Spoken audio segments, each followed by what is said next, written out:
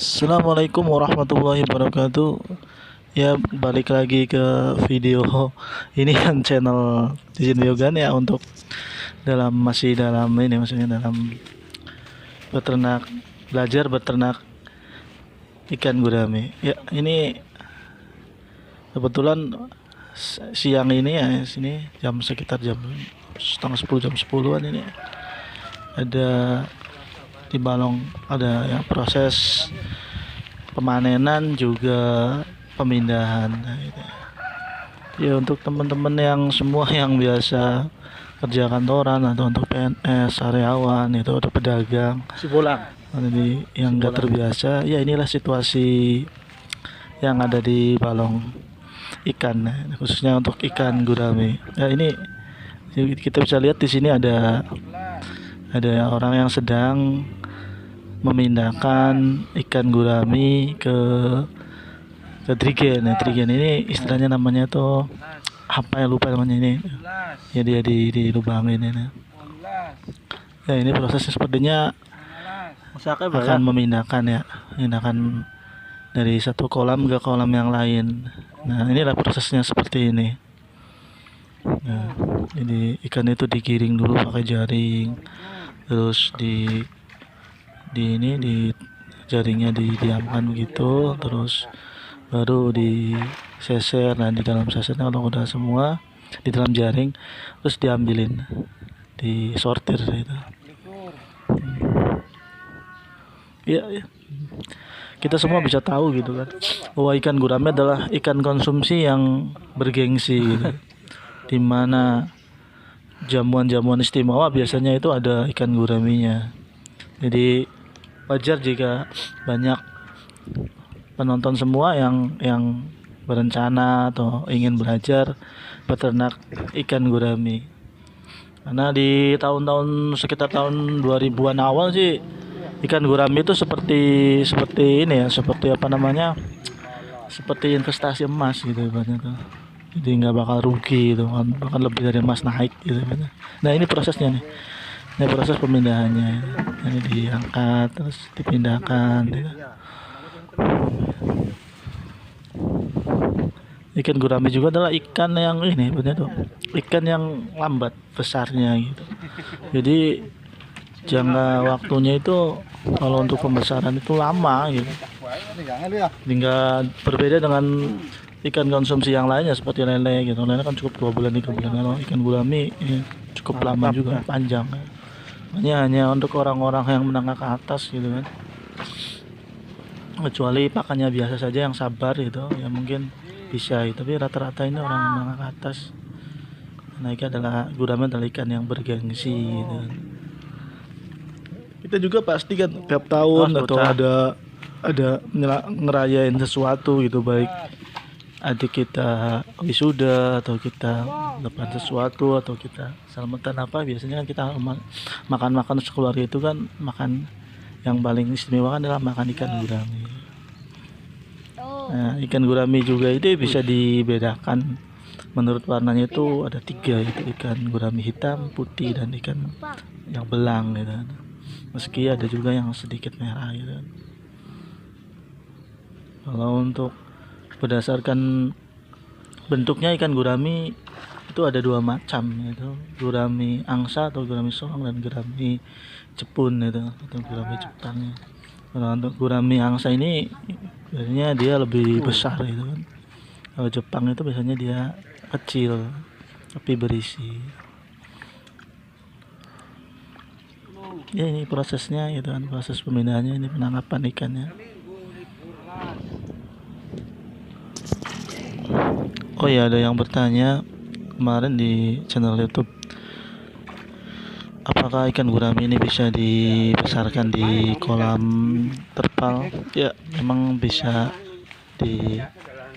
dibesarkan di kolam terpal juga, khususnya kolam terpal bundar. Kalau sekarang, kemarin saya lihat juga kan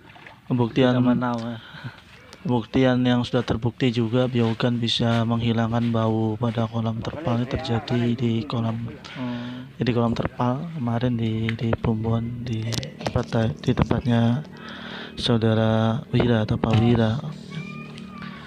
Terus juga itu berapa lama sih sebenarnya sih ikan gurame ini bisa dipanen? Ya untuk secara teori sih untuk bibit yang dari bibit telur menuju pemanenan itu kira-kira 1 tahun. Kalau untuk yang benihnya itu ukuran bungkus rokok bisa di bisa di apa bisa dipanen sekitar 5 bulanan itu. Tapi kalau mengalami kendala tertentu itu bisa sampai 1 tahun gitu. Standarnya bisa 8 bulan. Mungkin karena ikannya stres atau penyakit jadi akhirnya dipuasakan, jadi ikan juga akhirnya lambat pertumbuhannya. Nah biasanya juga ini untuk pemanenan itu berapa gram gitu per ekor. Kalau umumnya yang diterima itu biasanya 1 kilo itu isi 3 gitu. Yang dulu sih sekitar tahun 2010-an ke bawah sih itu biasanya pengempol mintanya itu mau nerima gurame yang 1 kilo ukuran 3. Tapi setelah tahun 2000 sekitar 2018an ke sini untuk kita di daerah Cirebon itu ini nggak mau pengepul, biasanya lebih lebih menerima untuk gurame itu 1 kilo ukuran 2 gitu kan, 500 gram sampai 700-an atau orang ya on gitu. 5 sampai 6.000 on itu, 5 sampai 700 on itu. Tapi umumnya pembesaran gurame itu dilakukan di kolam tanah seperti yang kita lihat di video ini ya.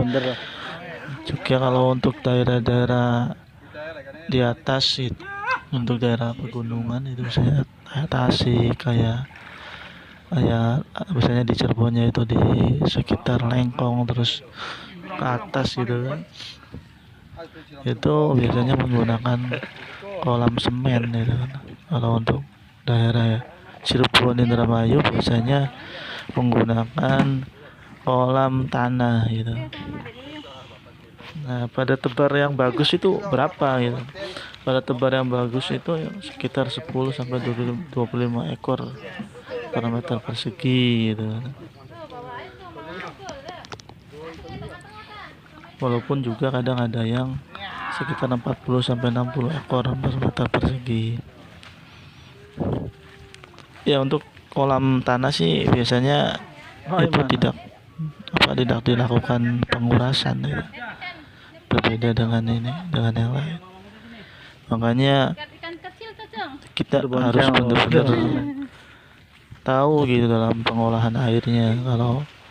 Karena di kolam tanah ini yang kami lakukan itu hampir tidak ada pengurasan air. Jadi itu dari pembenihan gitu kan sampai panen itu baru dikurasnya itu pada waktu panen doang. Jadi emang benar-benar penghematan air gitu kan. Dan di sini lah makanya dibutuhkan juga pengetahuan tentang menjaga kualitas air.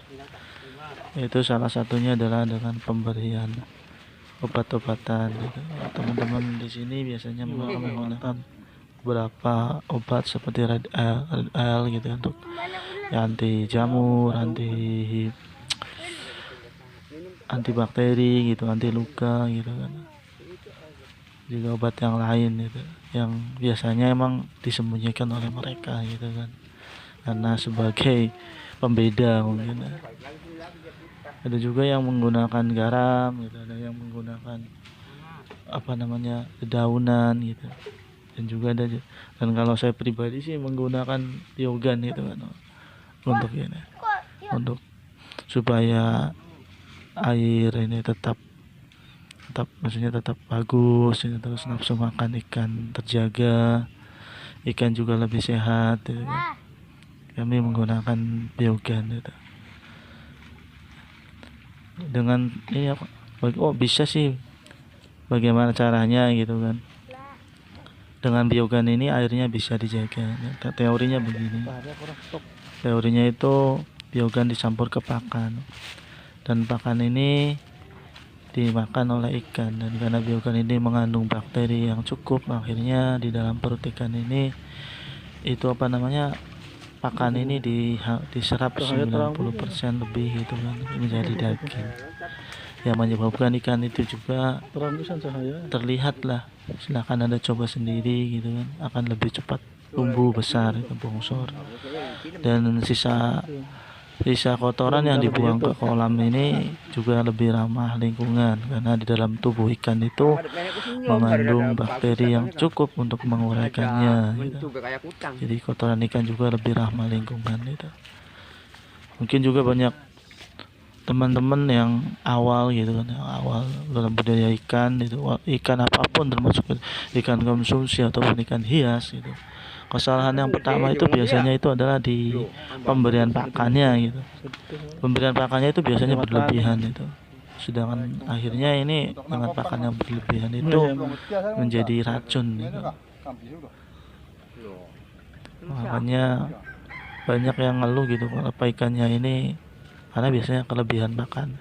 Ya untuk 1 minggu 2 minggu itu biasanya kalau ikan gurami nggak masalah, tapi kesananya itu akan terlihat karena di dalam dasar kolam itu penuh dengan sisa-sisa pakan itu kan, pakannya nggak termakan, terus kotorannya ikannya juga gitu kan, kalau nggak dibersihkan gitu kan, itu bisa menyebabkan tumpukan bahan organik yang menyebabkan terjadinya terjadinya amoniak yang menyebabkan bau dan menyebabkan penyakit pada ikan. Dan lama-lama ikan menjadi hilang nafsu makannya. Ini khususnya untuk ikan gurami, juga berlaku untuk ikan-ikan yang lain ya. Dan kalau ikannya sudah nggak mau makan, gimana dia mau tumbuh? Dia mau tumbuh membesar kan. Kalau nggak mau tumbuh besaran, berarti gimana kita mau panen ya? Maksudnya panen yang sesuai dengan tujuan gitu kan. Nah itu teorinya seperti itu kira-kira gitu kan. Nah kalau nggak mau makan, lama-lama kan kita akhirnya akan rugi waktu gitu. Dan ternyata ikannya juga lama-lama jadinya stres dan mati gitu. Nah ini kasus-kasus yang biasanya dialami oleh para peternak awal gitu. Jadi sederhana saja dalam memberi pakan gitu kan. Ya ini adalah kolam tanah gini ya. Jadi kita bisa lihat di sini gitu. Dan juga teknik penangkapan ikannya juga jangan terburu-buru gitu kan. Maksudnya kita harus tenang gitu, biar ikannya juga tenang, jangan sampai kita dipindahkan ini ikannya pada luka gitu kan.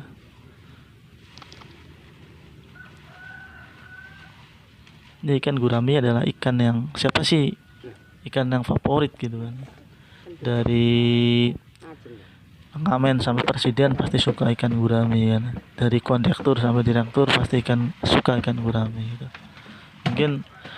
Bukan mungkin lagi yang lihat video ini pasti yang namanya ikan gurami bakar gitu, ikan gurami asal manis atau olahan ikan yang lainnya lah, satu hal yang istimewa gitu kan, biasanya juga dimakan dengan orang-orang istimewa juga gitu kan. Di samping ikannya itu adalah sedikit durinya gitu kan, bisa dimakan oleh anak kecil, juga tidak mengandung kolesterol. Itu kelebihan dari ikan gurami. Dan ikan asli Indonesia yang hebatnya tuh sangat bagus gitu.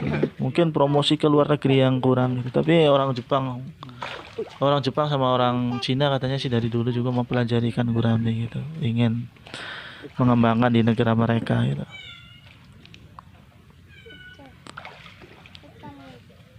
Ya, oh ya, ikan gurami itu berapa kali makannya gitu kan. Mungkin ada teman juga yang ini kemarin sih juga. Ya karena ikan gurami ini, karena kita makannya 3 hari sekali, makanya ikan gurami juga makannya 3 kali gitu kan itu. Ya, tapi ya umumnya sih kami di sini di peternak ikan di Cirebon ini, yang khususnya kami yang di Desa Beringin ini, memberi pakannya itu 2 kali sehari, 2 kali sehari, pagi sama sore saja gitu kan. Itu juga dalam pemberian pakan juga kita lihat juga, jangan langsung dikasih semua pakannya gitu kan. Itu juga, tapi di berapa kali kita tabur dulu ke tengah gitu kan. Terus kita lihat nafsu makannya masih bagus ya kita tabur lagi terus gitu. Nah, jadi jangan semua gitu, jangan langsung satu ember kita lempar semua, jangan gitu. Kita lihat dulu nafsu makannya gitu. Bahkan dalam budidaya ikan juga itu untuk apa, menanggulangi penyakit ikan, misalnya ikannya malas makan ya udah kita puasakan gitu. Sebenarnya sih rasanya teori ini, wah ini kalau dipuasakan gimana ikannya nanti nggak tumbuh ya, puasanya cukup 1 atau 2 hari aja untuk ikan-ikan yang sedang bermasalah gitu. Jadi saat puasa juga ini ternyata bagus untuk pengobatan ikan gitu. Ya ini apa namanya, kandungan dari puasa itu saya dapatkan juga dari ikan itu di sini gitu.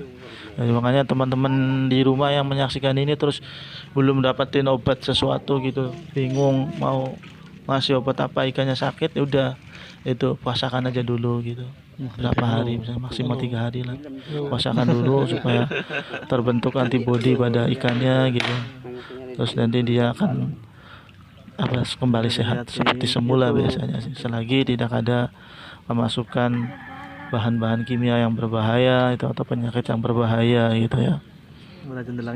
Balik lagi kita melihat ini proses penangkapan ikan gurame. Ya ini ternyata ikannya nyangkol di jaringnya. Ya no, kalau awal sih biasanya ini ikannya pada lompat ya, pada lompat biasanya kalau pas penggiringan, kalau banyak ikannya. Jadi sih ikannya masih kecil. Hari kita beli harus anu beli dipindahkan buru-buru lagi. iwake gak kalem bae.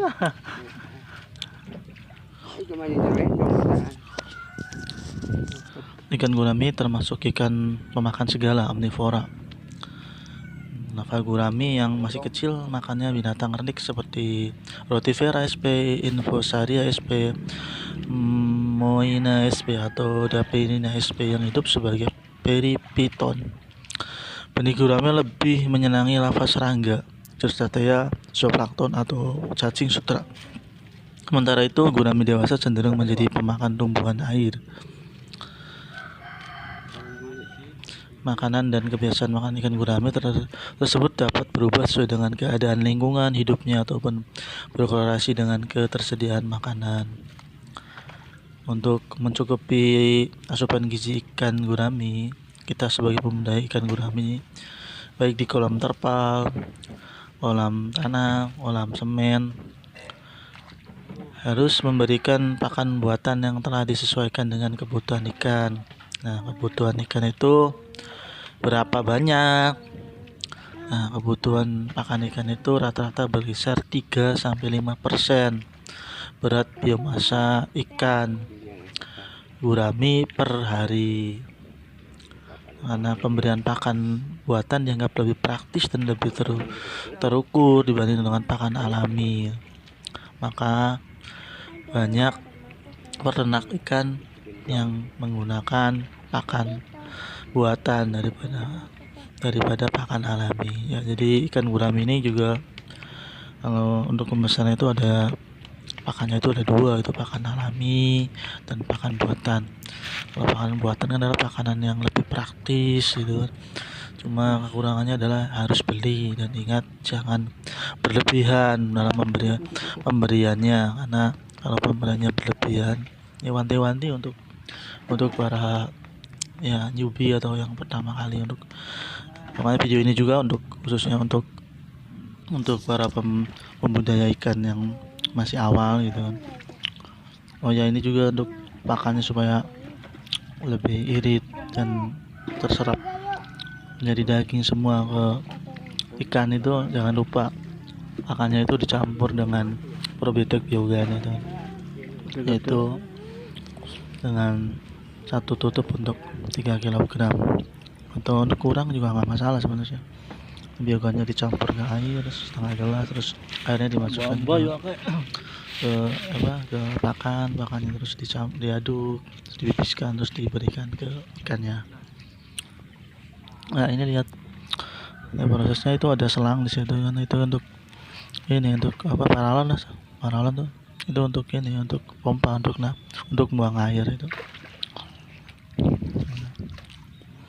Nah ini bisa kita lihat ya, untuk teman-teman semua yang lihat ini yang biasa di perkotaan itu, untuk orang yang ini ya, untuk sebagai pemandangan travelnya ya, travel ngelihat petani gitu, petani ikan gitu.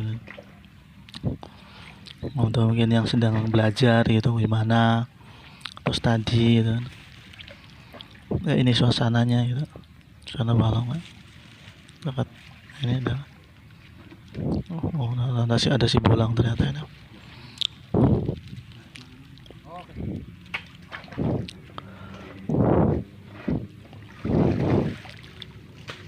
Ada kotoran juga. Apa sih pakan ikan ini? Pakan gurami ya, pakan alaminya itu kan tumbuh-tumbuhan itu. Tumbuh-tumbuhan ya, pakan alaminya itu. Nah, ini prosesnya begini. Ya, ada mungkin bibitnya bagus, jadi walaupun di diapain juga tetap bagus dipindahnya seperti ini juga ya. Ini kalau orang usaha emang nggak terlalu banyak teori ya, langsung praktekin, yang penting bener gitu. Kalau secara teori kan harus dikasih PK atau segala macam. Ini untuk pemindahan ini langsung pindahin aja itu. Ya semoga teman-teman semua semakin sukses budidayanya, semakin banyak rezekinya. Sampai jumpa.